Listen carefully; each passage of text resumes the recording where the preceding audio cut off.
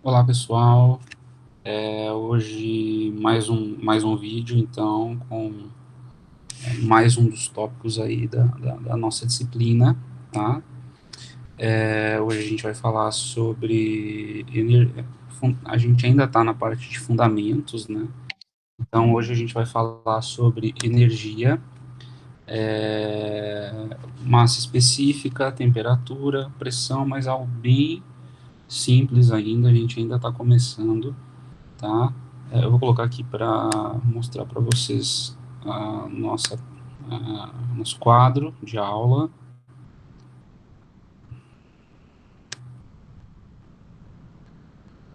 Bom, é, vamos lá então, né?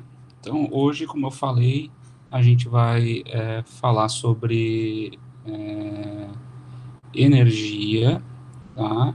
Então, o nosso assunto hoje vai abordar inicialmente um dos itens mais importantes aí dentro de termodinâmica, né? Claro, ainda vamos falar de forma bastante superficial, tá?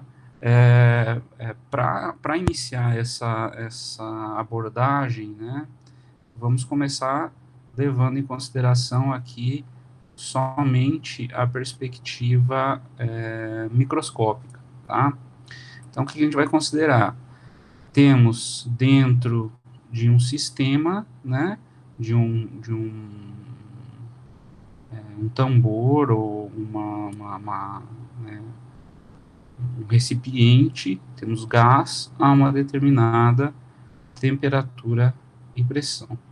Então, nós vamos avaliar isso de forma microscópica, tá? O que nós vamos fazer? Nós vamos avaliar, dar um zoom nisso daqui, né, e olhar cada uma das moléculas que fazem parte desse gás, tá?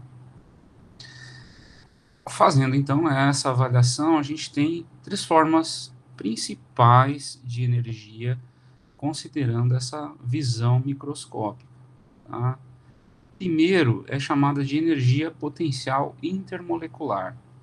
A energia potencial intermolecular, ela está relacionada com a força que existe de interação entre as moléculas, né? Essa força de interação entre as moléculas é de difícil previsão, como vocês devem imaginar, né? Você medir uma força intermolecular, né? Uma energia entre essas moléculas. Existem boas aproximações para esse tipo de energia, né? Se você estiver trabalhando a baixos e médios valores de massa específica, e no nosso caso, que a gente vai ver muito aqui, é para valores muito baixos de massa específica, né? Onde estamos trabalhando com gases ideais. Por quê? Porque a gente tem como a gente tem uma densidade de partículas, de moléculas muito baixa, então eu tenho num sistema, né? Eu tenho moléculas muito afastadas uma da outra, né? Então a interação delas é muito mais fácil de ser percebida, tá? Então essa daqui é uma visão na visão microscópica, então pegando aí essa porção aí do sistema, tá? Outra forma de avaliação aqui é a partir da energia cinética molecular. A energia cinética molecular, ela está relacionada com a translação das moléculas. Aqui está errado, tem um M a mais aqui. Com a translação das moléculas, né? A movimentação dessas moléculas sobre o seu próprio eixo, tá? E esse tipo de energia pode ser predito, né? A partir de equações de mecânica clássica ou quântica, tá? Outra forma, também em termos microscópicos de energia, é a energia intramolecular. Essa energia, né, é para cada molécula do sistema, que está relacionado com as energias eletrônica, nuclear, de rotação dos átomos, de vibração, né? Então, esse tipo de energia é de difícil avaliação, tá? E nesse caso, então, como o nosso interesse, então aqui para ter uma ideia, né, de algumas formas de energia, considerando essa visão, né, microscópica. Mas como a gente já falou antes, o que nos vai interessar a partir de agora em termodinâmica é o ponto de vista macroscópico, né? Então, o que, que a gente vai avaliar? A gente vai considerar o nosso meio como contínuo. Então, a gente não vai considerar esses espaços que existem entre as moléculas. A gente vai considerar com um todo, né? Então, quando a gente olha, por exemplo, sobre uma mesa, você não consegue ver o espaço entre essas moléculas. Então, quando a gente vai fazer a avaliação, a gente vai fazer uma avaliação de forma macroscópica. É assim que a gente vai avaliar. Né? E quando fazemos esse tipo de avaliação, né, o que nós medimos? Medimos temperatura, medimos pressão, volume. Né? Então, o que vai nos interessar aqui é a mudança dessas propriedades. Né? Então, esse tipo de, de mudança é que nos interessar e que vai fazer parte aqui da nossa avaliação. Né? Então, eu sugiro que vocês observem bem isso e tentem entender qual é a diferença entre um meio contínuo e um meio não contínuo. Né? Então, isso é extremamente importante no nosso caso. Tá? Mudando aqui agora para uma outra propriedade, a gente vai falar agora de algumas propriedades, como volume específico. Acredito que todo mundo já tenha visto, né, volume específico, usado essa propriedade em alguma das disciplinas que vocês já cursaram. Né? Então, o volume específico é o volume ocupado por uma unidade de massa. Então, o volume específico, esse Vzinho, é o volume total sobre a massa. Né? Então, bem simples, isso aí a gente já está acostumado a fazer. A ver, a massa específica é aquela massa associada à unidade de volume. Então, ela é o inverso do volume específico.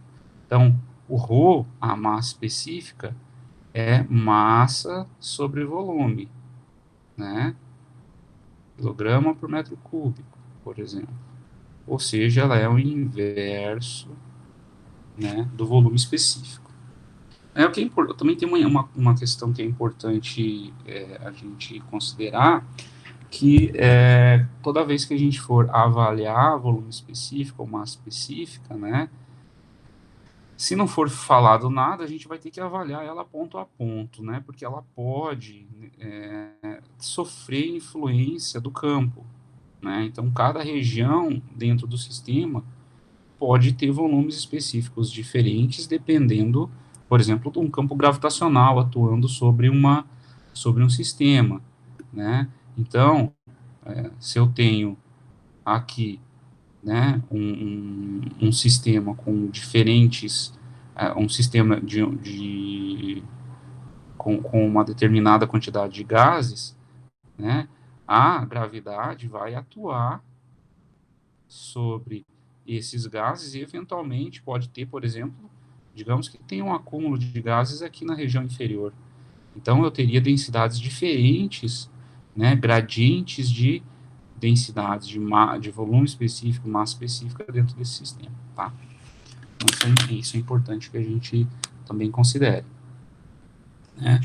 Uma outra propriedade que a gente vai trabalhar muito, né, é a pressão. Ela é a componente normal, aqui está faltando um L, normal da força por unidade de área. Então, o que eu tenho? Digamos que eu tenho uma placa aqui, né? Eu tenho uma força sendo aplicada, então eu consigo medir, né, a pressão nesse ponto. Então, é a normal da força aplicada aqui nessa região, aqui nessa determinada área definida. Então, você vai ter uma pressão sendo aplicada nessa área. Por definição, a pressão ela é o limite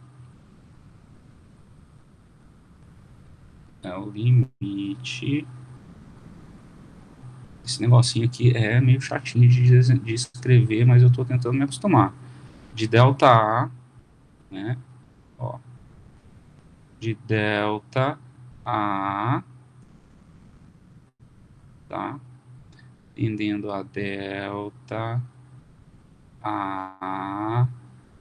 linha. Olha, difícil, hein? A linha. Que aí dá componente normal dessa força, né? Então, da força normal sobre, olha que horrível que ficou isso, sobre, né, a área, olha, sobre a área, tá? Então, essa aqui é a definição de pressão. Ficou feio aqui, mas eu acredito que vocês vão entender, tá? Então, essa daqui é a definição de pressão, tá? A questão de unidades, tanto de pressão quanto de volume específico, eu não vou entrar nesse mérito, né, porque é algo que vocês já estão, né, bastante acostumados a mexer com unidades, então não vou entrar nisso daí. Bom, agora a gente vai falar da última propriedade aqui, que é a temperatura, falar de igualdade, né, de temperatura. Primeira questão, né, quando a gente fala de temperatura, é bastante fácil para a gente compreender, né, porque é algo que a gente sente, né, a diferença de temperatura de um ambiente e outro. Então, é uma propriedade bastante fácil de ter a sensibilidade para mexer com ela, né, para compreender as suas características. Tá? Então, a primeira questão que a gente vai falar é sobre a igualdade de temperatura, né? Digamos que eu tenha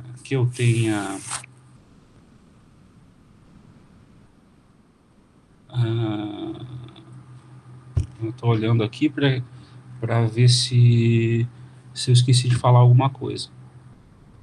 Não. Vamos falar então sobre a igualdade de temperatura. Digamos que eu tenha aqui, né, um corpo a uma temperatura 1, T1, e a um corpo a uma temperatura 2, T2, e que a temperatura T1 é maior, né, do que a temperatura T2, né? O que vai acontecer aqui? Vai acontecer, se T1 é maior do que T2, o que acontece com o calor? É transferido do corpo de menor temperatura para o corpo de maior temperatura, né? Isso daí todo mundo também tem noção. E isso vai acontecer até que se atinja uma determinada temperatura T, a um determinado tempo de contato. Essa temperatura T intermediária entre a temperatura T1 e T2, em que, então, nesse tempo, né, a temperatura do corpo 1 é T e a temperatura do corpo 2 é T. Então, isso vai acontecer até que as temperaturas se igualem, né? Então, aí então a gente define a igualdade de temperatura desse corpo, tá? Então, isso aí, todo mundo tá também acostumado a falar sobre isso. Vamos agora falar sobre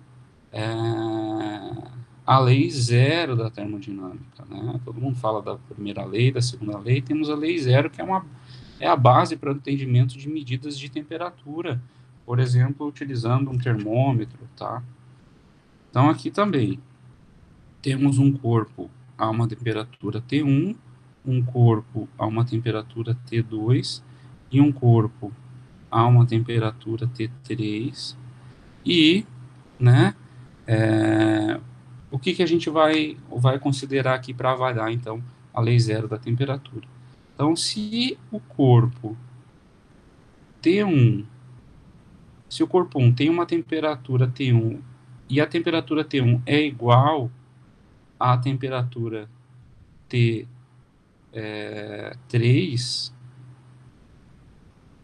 a temperatura T2 vai ser igual, na verdade é assim, se a temperatura T1 é igual à temperatura T3, a temperatura T2 vai ser igual à temperatura T1, né? E a temperatura T2 vai ser igual à temperatura T3. Gente, me desculpa, minha canetinha aqui nem sempre é tão fácil assim de mexer, tá? Então, essa é a lei zero da termodinâmica. Dando continuidade aqui, para finalizar, falando aqui de escala de temperatura, né? Então, algumas pessoas criaram, né, escalas de temperatura que são utilizadas até hoje, né, para nossa referência a uma determinada temperatura.